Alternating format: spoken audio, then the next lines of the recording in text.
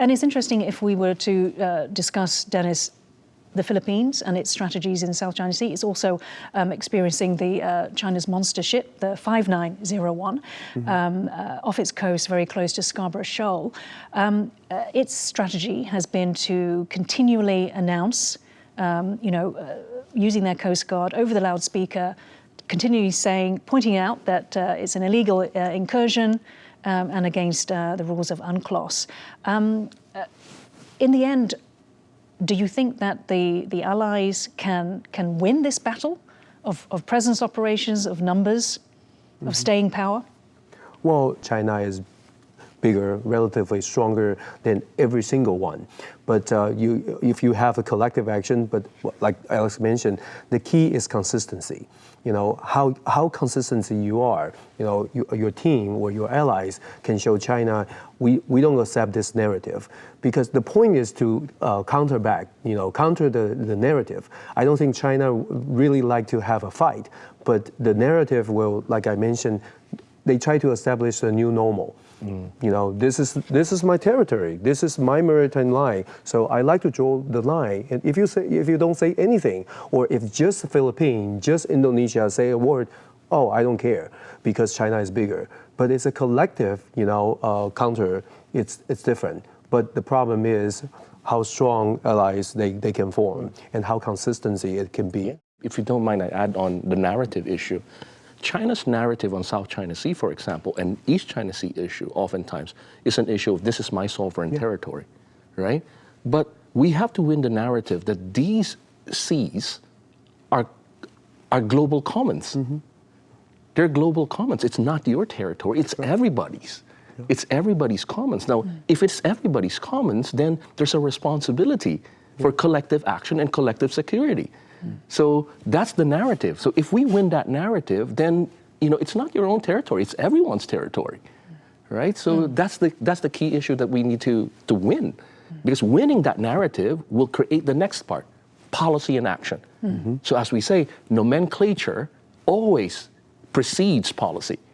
So get that nomenclature right, then you have policy. That's why Trump said that the Gulf of Mexico should be changed name, and maybe the South China Sea needs to have its name changed. Farther north, South Korea has lodged strong protests with Beijing after the country's intelligence agency said in a Chosun media report that in December, China constructed a massive 50-meter tall new structure, equivalent to a 14-story building in the Yellow Sea, within a zone called the Provisional Measures Zone, marked in yellow here that you can see lying within and close to the two countries' overlapping exclusive economic zones. Similar structures were installed in the same area in April and May of 2024. The Yellow Sea, or West Sea, as South Korea calls it, has long been a site of fishing disputes. Now, in 2001, China and South Korea signed the China-South Korea's fisheries agreement, establishing this particular zone, Provisional Measure Zone, where both countries agreed to prohibit the installation of structures or resource development activities in the zone. Dennis, so is China exploiting South Korea's recent turmoil, or is the fact that they actually did it in April and May?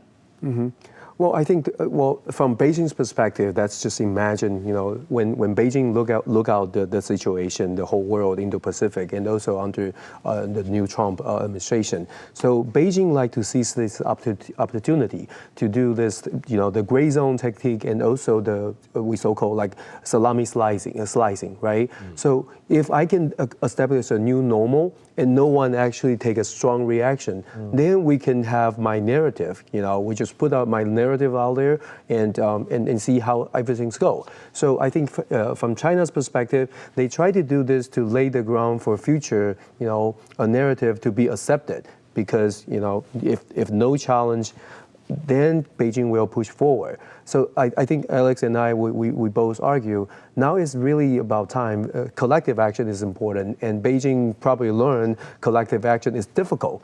So they think this is it's a great opportunity for them. But the problem for the entire Indo-Pacific nation, and also probably for Washington, is whether you buy into this collective action works. If no one believes in that, it's a great opportunity for Beijing. But on the other hand, if really people think about this question, and only way to challenge China's narrative is to do more collective action. I think that's the only way out. In South Korea, Japan, and Taiwan, Indo-Pacific Ocean nations, all the same. But we have to face the reality. The reality is every single country, they have a lot of internal problems.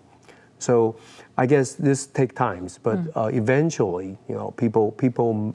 We just hope, eventually countries will realize this is really not good. I mean, China's narrative is not acceptable. Yeah. Alex, is South Korea in any position to respond right now? I mean, why did they leave it so late to, launch that formal complaint? And part of that is they should respond earlier, but South Korea has their own internal political problems, right?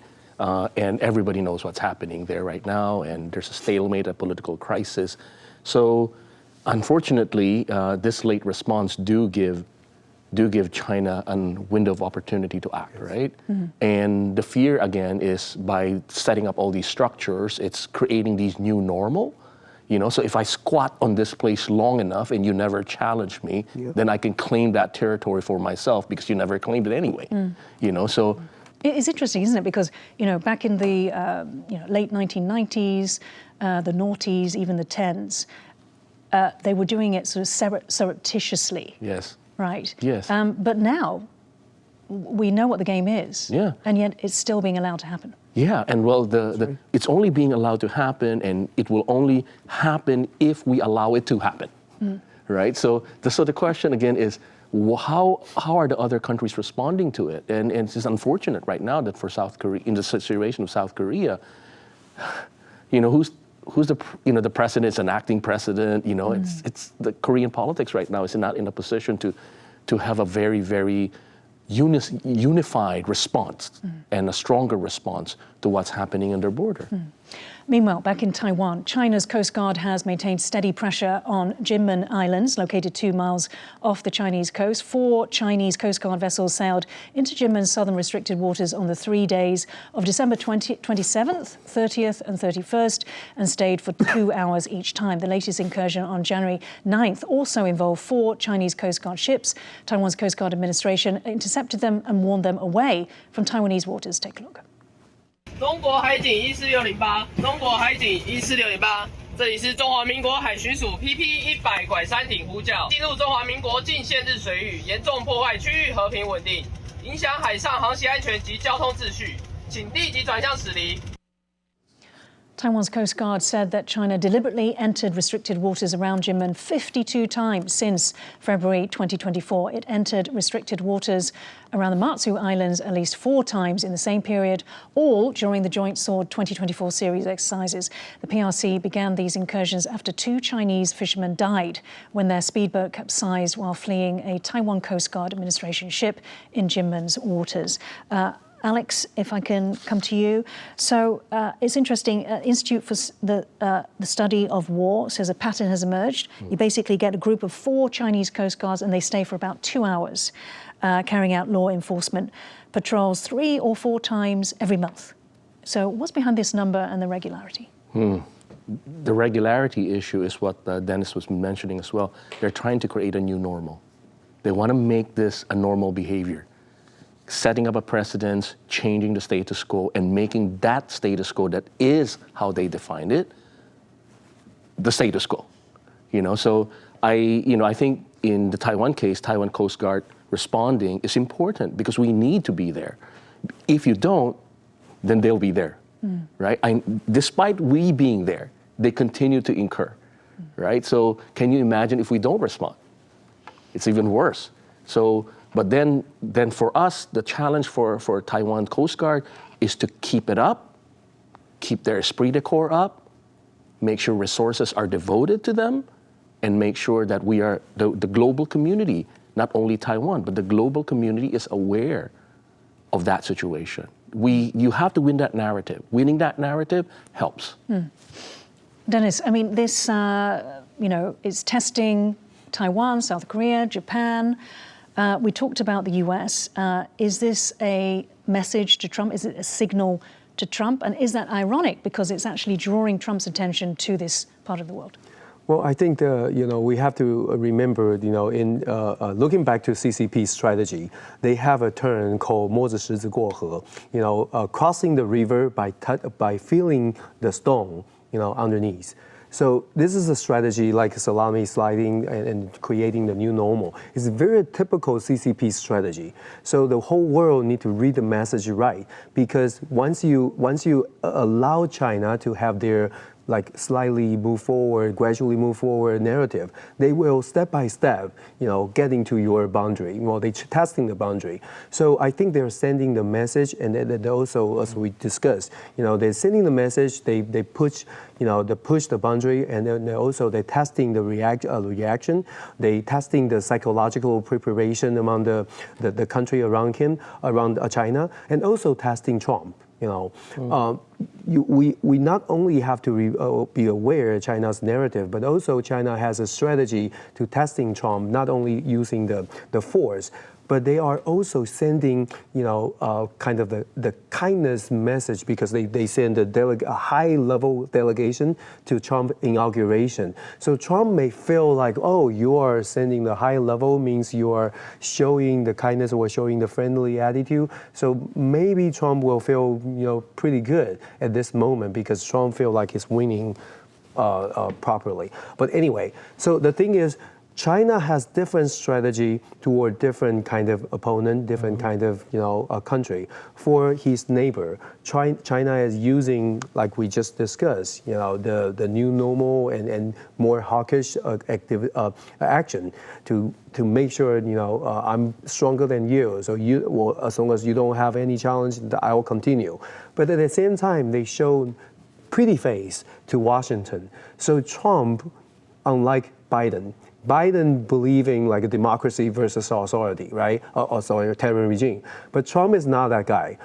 Beijing reading Trump as a businessman. So as long as it's not they try to sell to Beijing, this is none of your business. We're gonna do business with you. So you will make money, but leave the Indo-Pacific to us, right? The worrisome thing is Trump might just take it. That's our concern. How are we going to make sure the new Trump administration, will take the strong stance on China, at least help the allies to protect the allies' interests? It's important. So I think a lot of work is not only facing China, but also for Indo-Pacific country. They also have to communicate with Trump administration, because that's also, very important.